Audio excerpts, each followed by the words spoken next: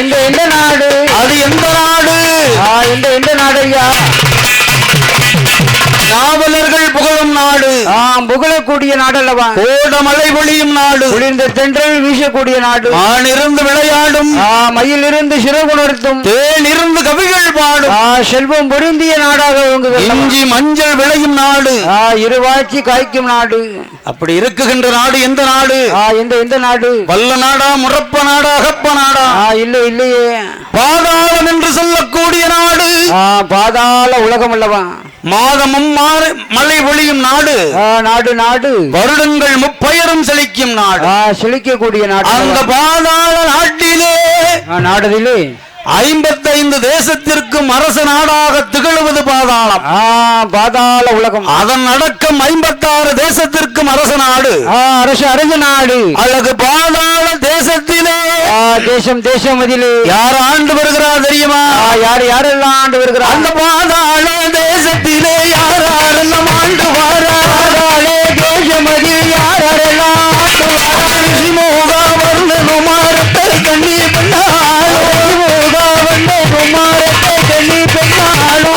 மண்ணு வரும் தேவியோமா, வரும் தேவியோமா, அவர்கள் மாநிலத்தை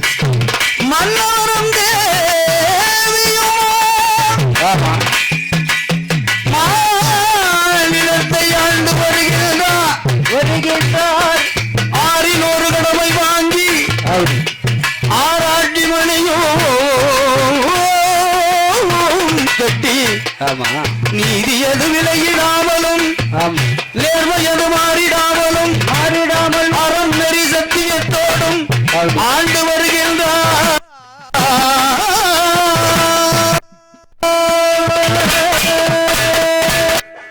பாதாள தேசத்திலே 55 தேசத்திற்கும் அரச அரச நாடாக திகழும் அதிபதியாக திகழக்கூடிய நாடு பாதாள நாடு. நாடு அல்லவா? பாதாள நாட்டிலே சரி. ரிஷிமுகா வர்ணனோடு வர்ணனோடு இரத்தக்கண்ணி என்ற பெண்ணாளும் பெண்ணானவளும் மன்னவரும் தேவியுமாகவே தேவியுமாகவே அரசனும் அரசியும் போலவே ஆளனும் தேவியும் போலவே சீசனும் கிளியும் போலவே கிளியுமாக உடலும் உயிரும் போலவே நகமும் சதையும் போலவே ஈர் உடலும் ஓர் உயிராகவே அப்படி ஆண்டு வருகிறார்களே வருகிறார்கள் அல்லவா? ரிஷிமுகா வர்ணனோடு இரத்தக்கண்ணி என்ற பெண்ணாளும் பெண்ணானவளும் ஒரு நாட்டை ஆளுகின்ற மன்னவருக்கு அப்படி என்ன குறைவு இருக்க போகிறது? மன்னனுக்கு என்ன குறை இருக்க போகிறது? எல்லா செல்வங்களும் இறைவனின் திருவருளினாலே திருவருளினால்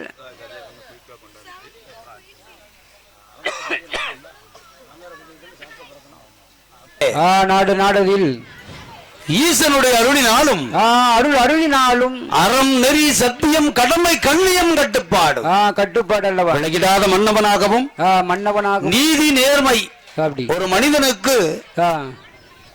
6 அறிவு இருந்தால் மட்டும் போதாது அல்லவா? ஈவு இருக்க வேண்டும், அப்படி இரக்கம் இருக்க வேண்டும், இருக்கணும், தயவு இருக்க வேண்டும், தாட்சண்யம் இருக்கணும், அறம் நெறி சத்தியம் கடமை கண்ணியம் கட்டுப்பாடு, தருமை சிந்தனையோடு இருக்கணும், தெய்வ சிந்தனையும் இருக்கணும், இருக்க வேண்டும், மொத்தத்திலே மனசாட்சி இருக்கணும். ஆமா. அப்படிப்பட்ட ரிஷிமுகா வர்ணனானவனும் இரத்தக்கண்ணி பெண்ணானவளும் பாதாள நாட்டிலே சரி அவர்களுக்கு என்ன எல்லாம் சொத்து இருக்குகிறது தெரியுமா? என்ன சொத்து இருக்கிறது? ஆணை கட்டும் சாவடிகள், குதிரை கட்டும் லயங்கள், முச்சாவடி விச்சாவடி என எதெல்லாம் இருக்குகிறது தெரியுமா?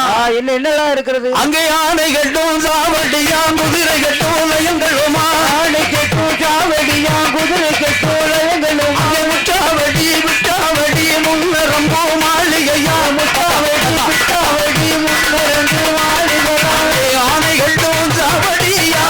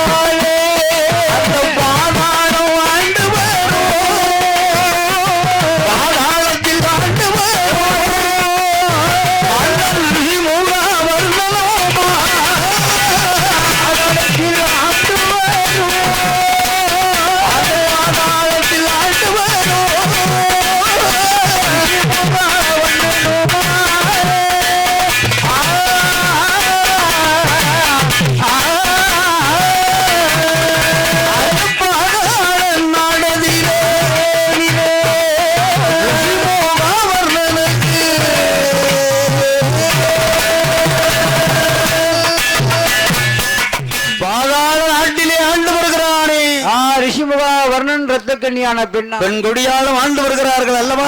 மன்னவனும் தேவியுமாக ஆண்டு வருகிறான். ஆறில் ஒரு கடமை வாங்கி ஆராய்ச்சி மணியும் கட்டி நீதி நெறி அறநெறி சத்தியத்தோடு ஆண்டு வருகிறார்களே. மன்னர்கள் ஆண்டு வரானே.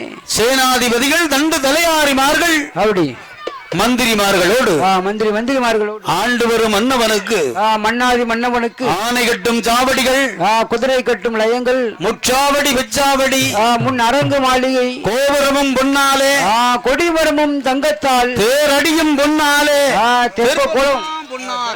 தெப்ப குளமும் தங்கத்தால இருக்குது பாருங்க. அந்த பாதாள நாடு அவ்வளவு செழிப்பாக இருக்கு, செல்வ செழிப்பாக இருக்கிறது.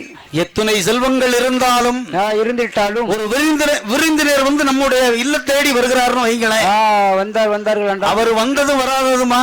சரி ஐயா, உங்ககிட்ட போன வருஷம் ஒரு 1.5 ஏக்கர் நிலம் வச்சிருந்தீங்களே, வச்சிருந்தீர்கள் அல்லவா? அப்ப இது இருக்கா இல்லையான்னு முத வார்த்தை அதை கேட்க மாட்டாங்க. சொத்து சுகம் எப்படி இருக்குன்னு கேட்க மாட்டாங்க. முதலில் கேட்கக்கூடிய வார்த்தை என்ன? என்னையா? தெய்வ புலவன் சொன்னது போலவே குழல் இனிதி யாழ் இனிதி என்பர்தம் மக்கள், சரி அவர்தம் மழலை சொல் கேளாதோர் என்று உரைத்திருக்கிறார், சொல்லியிருக்கிறார் அல்லவா? குழந்தையைத்தான் முதலிலே விசாரிப்பார்கள். வந்தவர்கள் எல்லாம் கேட்பார்கள். முதலிலே உங்களுடைய குழந்தை குட்டி எல்லாம் நல்லா இருக்கா ஐயா? பிள்ளை குட்டி எல்லாம் சௌக்கியமா இருக்கா ஐயா? அதற்கு பிறகுதான் மாடு கண்ணு நல்லா இருக்கா, இடத்துல வயலில் வாழை எதுவும் போட்டிருக்கீங்களா, செய்யும் தொழில் எப்படி போயிட்டு இருக்கு கேட்பார்கள் அல்லவா? எத்தனை செல்வங்கள் இருந்தாலும் இருந்திட்டாலும் பெயர் சொல்லுவது பிள்ளை செல்வம் மட்டுமே, மதலை செல்வம் மட்டுமல்ல. அப்படி பிள்ளை இல்லாத செல்வத்திலே பெரும் குறையோடு இருக்கிறான். யார் இருக்கிறா? மன்னவன் இருக்கிறான். ரிஷிமுகா வர்ணனும் ரத்த கண்ணியான பெண்ணாலும், ரத்த கண்ணி என்ற பெண்ணாலும் சரி மன்னவரும் தேவியமாகவே குழந்தை இல்லாத குறையை மங்கை ரத்த கண்ணி பார்க்கிறா. கணவனின் முகத்தை பார்த்து மன்னவன் முகம் பார்த்து எப்படி என்ன புலம்புகிறா தெரியுமா? என்ன அழுதால் தொழுதால் ஆறாத துயரம் கொள்ளுகிறார். அது எப்படி அழுகின்றால் தெரியுமா? எப்படி? முத்து போலே கண்ணீரை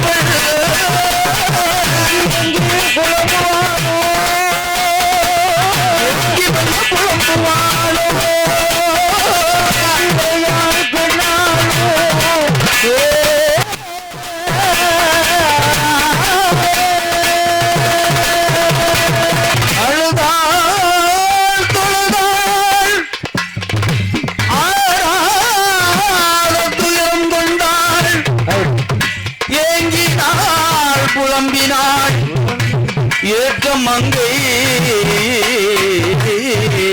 ரத்த கண்ணி பெண்குடியா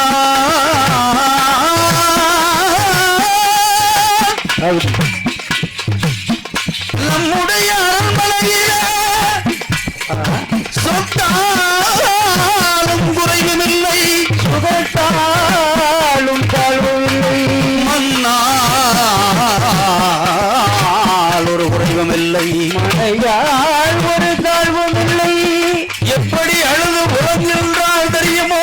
எப்படி? மன்னா எந்திரத்து பெண்கள் எல்லாம் பக்கத்து வீட்டு பார்வதிக்கு 11 பிள்ளைகள் இருக்கிறான், பெத்து எடுத்திருக்கிறான். எதிர் வீட்டு இந்திராணிக்கு 7 பிள்ளைகள் இருக்குகிறது.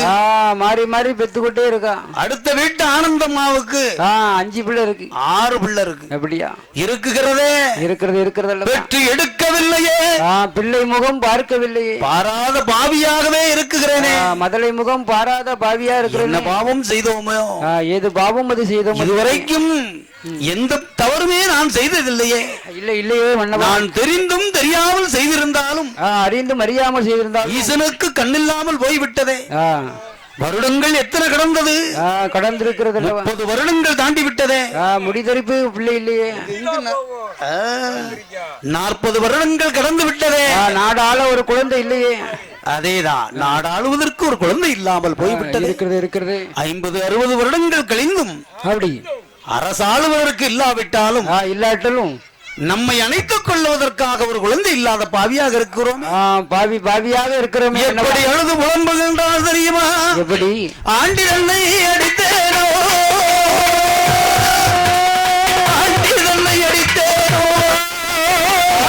கொடுமை செய்தேனோ, ஆண்டில்லாத எளியோரை பேசினேனோ, கண்டிற்கு பாலிடாமல்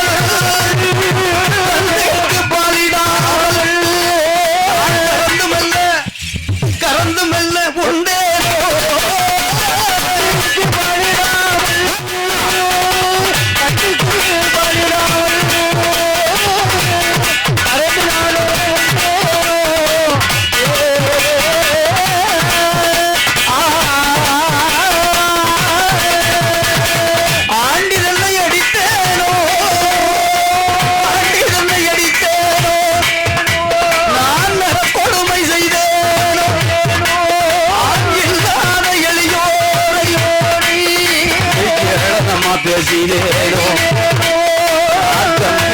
பாலிடாமல் நான் கறந்த வெல்ல உண்டேனோ, முத்து போல் கண்ணீரை,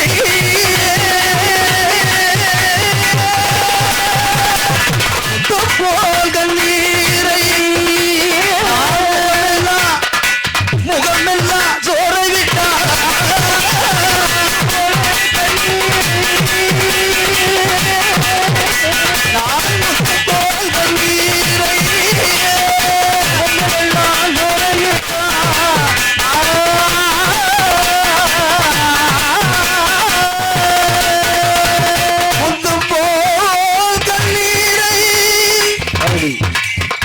முகமெல்லாம் அடித்தாள், பவளம் போல் கண்ணீரை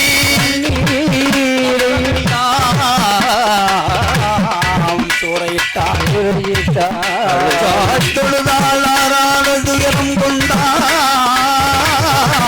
கொண்டாள், ஏங்கினாள், புலம்பினாள்.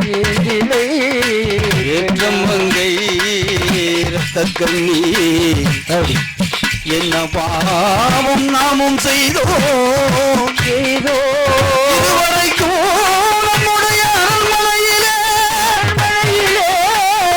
பெற்று நான் எடுக்கவில்லையே, பிள்ளைகளோ பார்க்கவில்லை, பெற்று எடுக்கவில்லை, பிள்ளை முகம் பாராத பாவியாகவே எந்த ரத்து பெண்கள் எல்லாம் 7-8 பிள்ளைகளுக்கு தாயாக இருக்கும் நமது பாதாளத்திலே குழந்தை இல்லாத வாசலுக்கு குருமணி வருவதில்லை, மதுரை இல்லாத வாசலுக்கு மாமுனிவர்கள் வருவதில்லை. சுவாமி, முத்து போல் கண்ணீரை முகமெல்லாம் வடிக்கின்றாளே, பவளம் போல் கண்ணீரை பக்கம் எல்லாம் வடிக்கிறாள். மன்னவனின் முகத்தை பார்த்து பார்த்து அழுகின்றாள், அழுது புலம்புகிறாள். அழுதாள் தொழுதாள் ஆறாத துயரம் கொண்டு ஏங்கினாள், புலம்பினாள், ஏந்திலையான பெண்ணாள். ரிஷிமுகாவர்ணனின் மனைவி இரத்தக்கண்ணி பெண்ணாள். அப்படி பெண்ணுடைய மனம் பித்தல்லவா, பித்து உடனே அழுது விட்டாள். அப்படி அழுது தொழுது விட்டா. ஆமா. ஆனால் 55 தேசத்திற்கும் அரசனாக இருப்பவன் மன்னன் அல்லவா ரிஷிமுகாவர்ணன். அப்படி 56வது தேசமாகிய பாதாள நாட்டு அரச மன்னன் மன்னவன் அழுதால் நாடு தாங்குமா? இல்லப்பா. இந்த நாடு சிரிக்காதா? ஏளனமாக பேசுவார்களே, உரைப்பார்கள் அல்லவா? அம்மா பெண்ணே, குழந்தை இல்லாத குறைவு உனக்கு மட்டும்தான் உண்டா? நானும் அறிந்திருக்கிறேன் அம்மா. நானும் ஒரு குழந்தைக்கு தாயாக தகப்பனாக வேண்டும் என்ற ஆசை இருக்காதா? இருக்காதா? எனக்கு அந்த மனக்குமுறல் இருக்காதா? சரி, நீ பெண்ணாகவே அழுது சொல்லிவிட்டா, அழுது புலம்பி விட்டா. நான் ஆணாக இருப்பது நான் மனதுக்குள்ளே புழுங்கிக் கொண்டிருக்கிறேன். வைத்திருக்கிறேன் அம்மா. வேறு அழகு இன்பம் வெளிமூப்பு சாக்காலம். சாக்காலம் என்று உரைத்திருக்கிறாள். இவை யாரும் கருவில் அமைத்தபடி அணுகளவும் ஒரு பொழுதும் மாறா. கோட்டையில் பெண் பிறந்தாலும் போட்ட புள்ளி ஒரு நாள் ஒரு பொழுதும் மாறாது. மாறாது மனமும் குணமும் ஒரு பொழுதும் மாறா. ஆண்டவன் எழுதின எழுத்து மாறாது. ஈசன் அன்றே எழுதி வைத்திருக்கிறான். நாம் என்ன எண்ணுகிறோமோ சரி, நம்முடனே நிழல் போல் தொடர்ந்து வந்து கொண்டே இருக்கும். இருக்கும் அல்லவா? சரி, இப்படியாகவே இருக்குகிற வர்ணன். அப்படியானால் பெண்ணே, எம்மா, நான் ஒன்று சொல்லட்டுமா? என்ன மன்னவா? நமக்கு இருக்குகின்ற பொன் பொருட்களை வைத்து வைத்து சிறிது தான தர்மம் செய்து பார்ப்போமா? நம்மளால் முடிந்த தான தர்மத்தை செய்து பார்ப்போமே. தான தர்மத்திலே 32 வகை தான தர்மம் என்று சொல்லுவார். உரைத்திருக்கிறார் அல்லவா? அதிலே சிறந்தது முதலிலே கடைபிடிக்க வேண்டியது நிதானம். நிதானம் எதை செய்தாலும் நிதானத்தோடு செய்யணும். நிதானம் இருந்து விட்டால் சகலமும் அடங்கிவிடும். சிந்தை தடுமாற்ற செய்யும் காரியம் சிதறிவிடும் அல்லவா? ஆமா. தெய்வப்புலவன் சொல்லது போலவே யாகவர் ஆயினும் நாகாக்க காவாக்கள் சோகப்பர் சொல்லுகள் இழுக்கப்பட்டு எதை அடக்க வேண்டுமோ முதலில் நாவை அடக்கணும். நாவடக்கம் என்பது வேண்டும். நாவை அடக்கிவிட்டால் தன்னுடைய நிலை ஒரு நிலை ஆகிவிடும். எந்த ஒரு பிரச்சனையும் வரப்போறதில்லை. சாந்தமாக மாறிக்கொண்டு சரி, அப்படியானால் நமக்கு இருக்கும் பொன் பொருட்களை வைத்து தான தர்மம் செய்து பார்ப்போமா?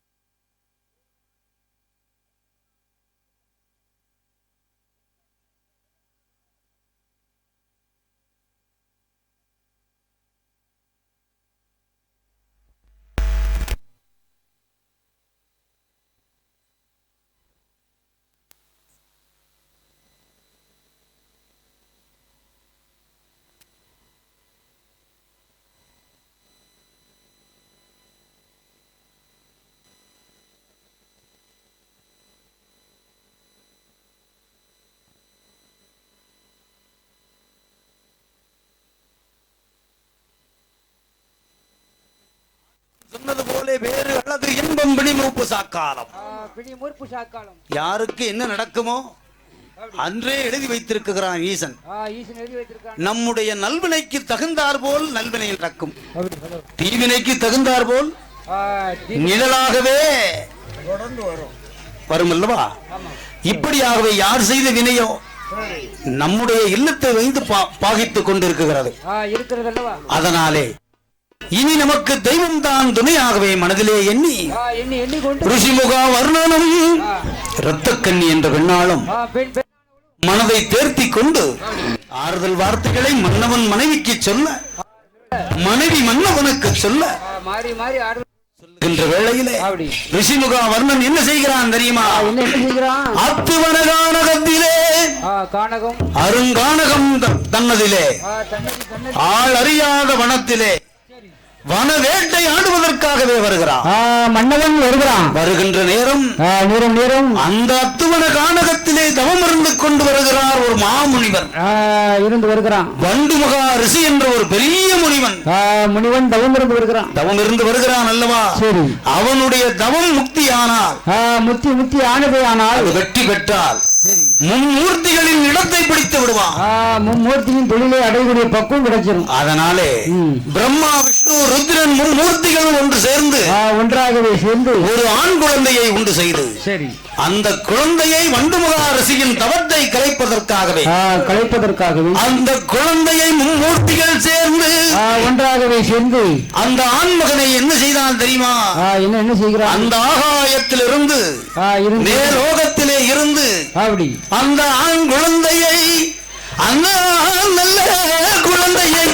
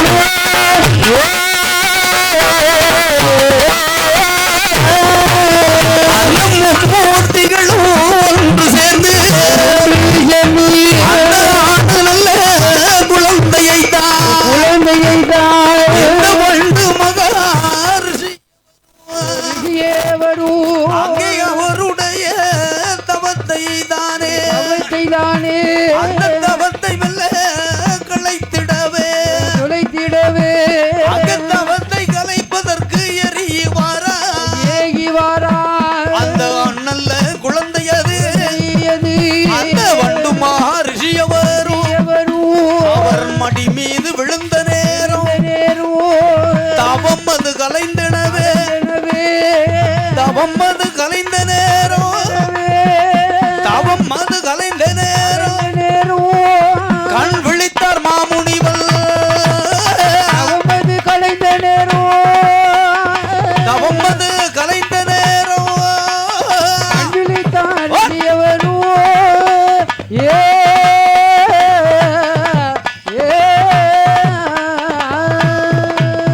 அந்த ஆண் குழந்தை விழுந்த நேரம் வண்டு மகாரிஷியவரும் அவர் தவம் அது கலைந்தாரே.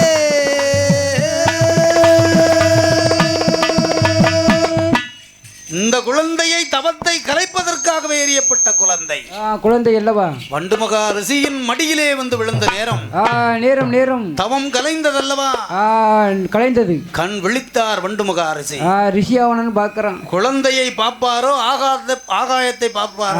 ஆகாயத்துல மும்மூர்த்தியை பார்ப்பாரோ? இந்த அத்துவன கானகத்தில் சிங்கம் புலி கடுவா கூட நம்மை கண்டால் பயப்படும், அஞ்சி நடுங்கும் அல்லவா? ஒரு குழந்தையை நம் மடியில் போட்டு விட்டது யார் யார் என்று பார்க்கிறான். 4 திசைகளும் சுற்றி பார்க்கிறார். சரி. 8 திசையும் வலம் வந்து கொண்டு பார்க்கிறார். யாருமே தெரியவில்லை. இல்லையே. உடனே அந்த குழந்தையை என்ன செய்கிறார் தெரியுமா? என்ன? என் தவத்தை கலைக்க வந்ததாலே வந்தது ஒரு காரணத்தினால் நீ இனிமே எங்க போகணும் தெரியுமா? எங்க? அதல பாதாளம். பாதாள உலகம். பாதாள நாட்டிலே குழந்தை இல்லாமல் அங்கே ஏங்கிக் கொண்டிருக்கிறான். சரி.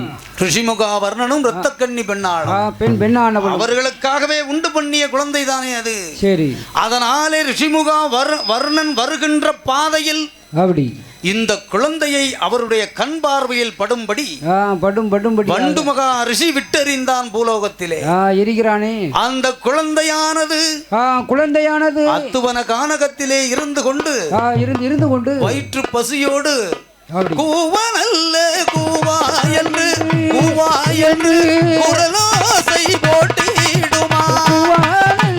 கூவா என்று குரலோசை போட்டிடுமோ.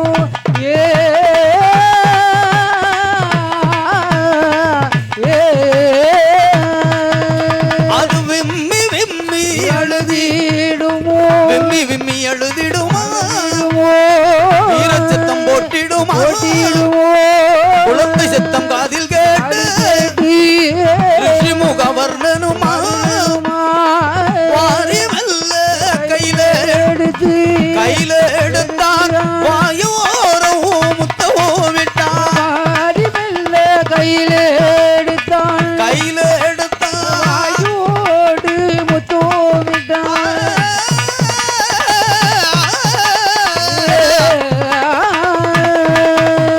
அவன் கோரி மெல்ல கையில் எடுத்தான். கையோடு சேர்த்தனைத்தான். மாறி மாறி முத்தமிட்டு அரண்மனைக்கு கொண்டு மாறு. அந்த ரிஷிமுக வர்ணன் தானே இரத்த கண்ணியிடம் மதிலே ஒரு விவரம் தன்னை வாய் திறந்து சொன்ன நேரம் ரிஷிமுகா வர்ணனானவன் குழந்தையை கொடுத்த நேரத்திலே செய்தியை சொன்னாரே. குழந்தை இல்லாதவருக்கு குழந்தை கிடைத்தது. ஆனால் கண் தெரியாதவர்களுக்கு கண் தெரியும் பொழுது எவ்வளவு ஒரு சந்தோஷம் இருக்குமோ சந்தோஷமானது இருக்கும். குழந்தை இல்லாதவர்களுக்கு குழந்தை கிடைக்கும் பொழுது சரி அப்படி ஒரு பேரானந்தம் ஆனந்தத்தோடு இருக்கிறார். மகிழ்ச்சியோடு இருக்குகின்றால் இரத்த கண்ணி. அந்த குழந்தைக்கு 16வது நாளையிலே தொப்புள் குடிதான் அறுத்து பேர் நாமம் கொடுக்கணுமே. பேர் நாமமானது கொடுக்க வேண்டும். வல்லமையோடு பிறந்தது ஒரு காரணத்தினாலும் அரக்கர் குலத்திலே வந்து பிறந்ததினால் பாதாள நாட்டிலே கிடைத்ததாலும் சரி அந்த குழந்தைக்கு என்ன பேர் கொடுக்கின்றான் தெரியுமா?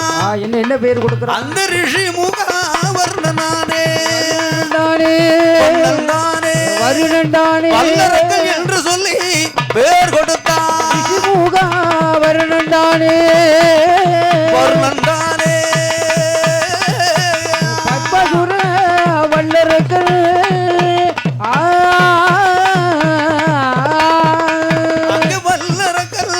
என்று சொல்லி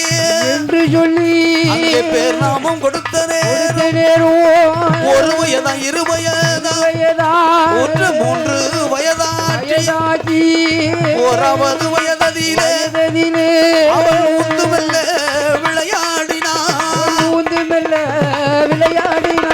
அங்கே 2வது வயதிலே அவன் இருந்து விளையாடுவானா. அவன் 3ஆம் வயதிலே இறக்கி காது குத்தி 4ஆம் வயதிலே நடந்தோடும் பருவமான 5வது வயதிலே அறிவு கல்விகளை கற்க போறா.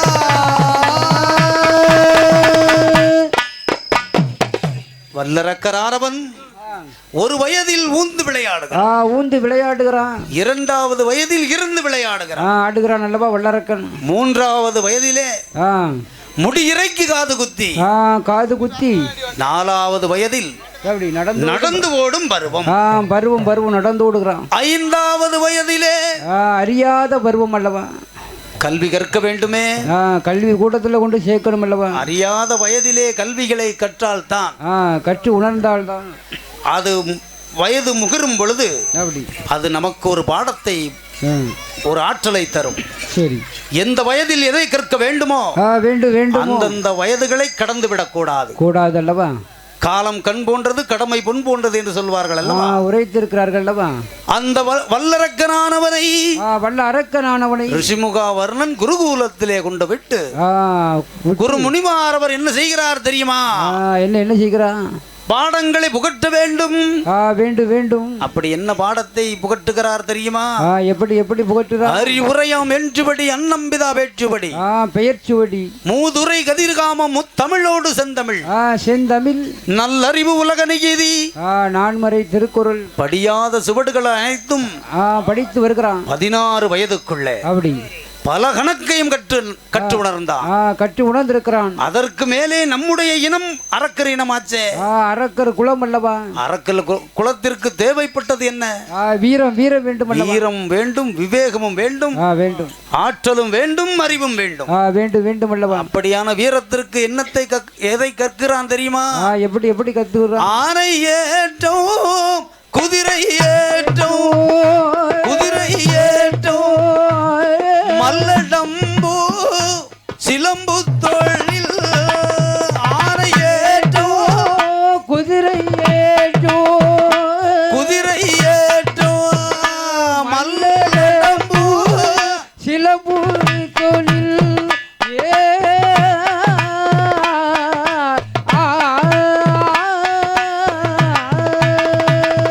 கூடு விட்டு கூடு பாயு ஏகஜால வித்தை எல்லாம் படித்தானே வல்லரக்கன் வாரமூடல் படித்து வாரா 21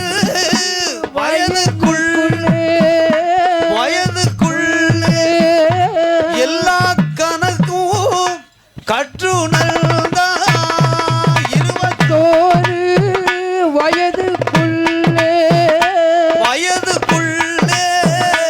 எல்லா கலையும் கற்றுவாரா.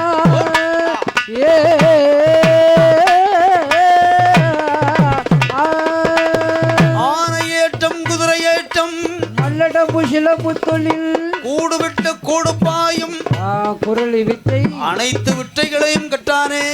கற்று உணர்ந்திருக்கிறான் வல்லரக்கன். 16 வயதுக்குள்ளே பல கணக்கு, பல கணக்கும் அறிந்திருக்கிறான். 21 வயதுக்குள்ளே எல்லா கல்வி, எல்லா கல்வியும் கற்று உணர்ந்திருக்கிறான். எத்துணை மொழிகள் உண்டோ அத்துணை மொழிகளும் கற்கிறான். கற்று உணர்ந்திருக்கிறான் வல்லரக்கன். தொடர்ந்த வல்லரக்கன் மாபெரும் வீரனாகவே வருகிறான். வருகிறானே. தன்னுடைய பாதாள நாட்டிலே நாடதில் ரிஷிமுகா வர்ணனும் இரத்த கண்ணியான பெண்ணாலும் தந்தையும் தாயும் மகனை பார்க்கிறார்கள். மகனை வந்து பார்க்கிறான். 5 வயதிலே அறிவு கூடத்திலே சேர்த்தான். ஆசான் இடத்துல கொண்டு ஒப்படைச்சோம். 21 வயதிலே இளவட்ட மன்னனை போலவே வந்திருக்கிறானே. இளவரசன் போல இருக்கிறான் நம் மகன். தன்னுடைய மகனை தந்தை ரிஷிமுகா வர்ணன் பார்க்கிறான். மன்னவன் பார்க்கிறான். இனி நாம் இந்த நாட்டை ஆளக்கூடாது. அப்படி ஒதுங்கி விட வேண்டும். சரி.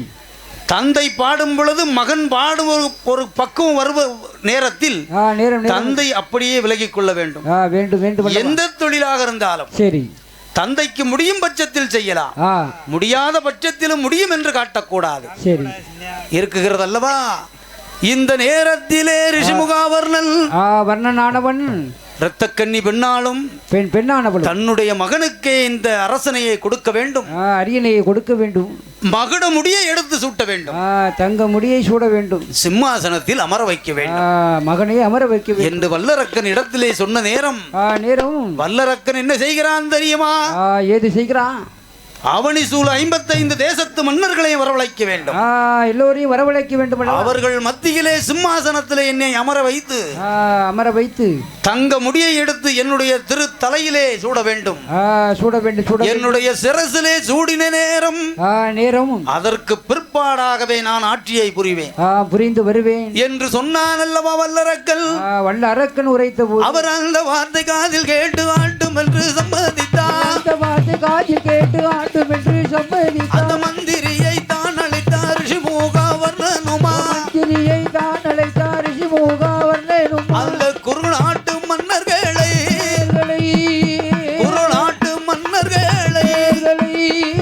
தான் அழைத்து வருவாயப்பா. அந்த குறுநாட்டு மன்னர்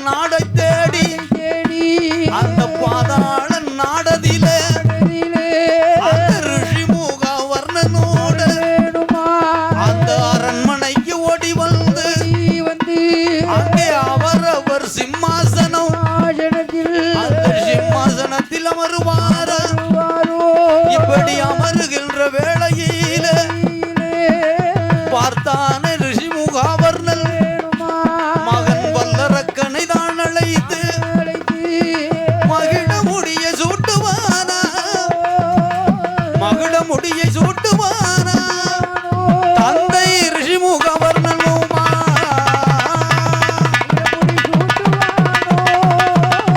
அவள் மகிழ முடியை சூட்டுவானா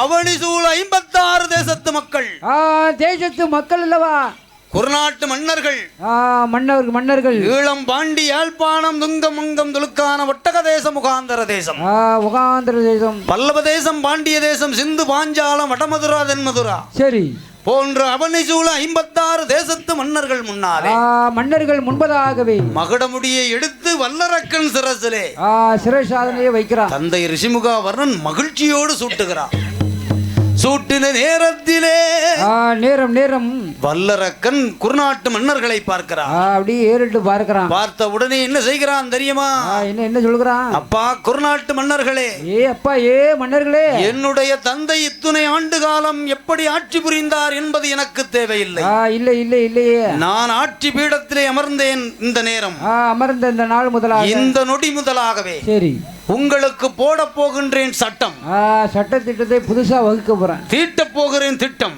திட்டத்தை தீட்டுறேன் என்ன சட்டம் போட போகிறான் தெரியுமா எப்படி போட போகிறான் 6 மாதத்திற்கு ஒரு முறையாகவே சரி நீங்கள் கப்பம் கொடுக்க வேண்டும் காணிக்கை கொடுக்கணும் இருசால் கொடுக்க வேண்டும் என்னை இருந்து வணங்க வேண்டும் இல்லையா இப்படி கொடுக்க வேண்டும் என்று சொன்ன நேரம் நேரம் குருநாட்டு மன்னர்கள் பார்த்தார்கள் என்ன அப்பா வல்லரக்கா அப்பா வல்லரக்கா உம்முடைய தந்தை ரிஷிமுகா வர்ணன் வர்ணனானவன் நீதி நேர்மை அறம் நெறி சத்தியம் தர்ம சிந்தனைகளோடு ஆண்டார் அதனாலே அவர் கேளாமல் கொடுத்தோம் சரி இப்பொழுது வந்ததும் வராததுமாகவே நீ கப்பத்தை கேட்கிறாய் காணிக்கை கேட்கிறான் நீதியோடு ஆண்டையானார் ஆண்டு வந்தேயானா உங்கள் தந்தைக்கு எப்படி நாங்கள் செலுத்தினோமோ வரி வட்டி காணிக்கம் கிஸ்தி செலுத்தினோமோ அதுபடியே தந்து விடுகிறோம் என்று சொல்ல நேரம் நேரம் அவரவர் அரண்மனைக்கு சென்று விட்டார்கள் மன்னர்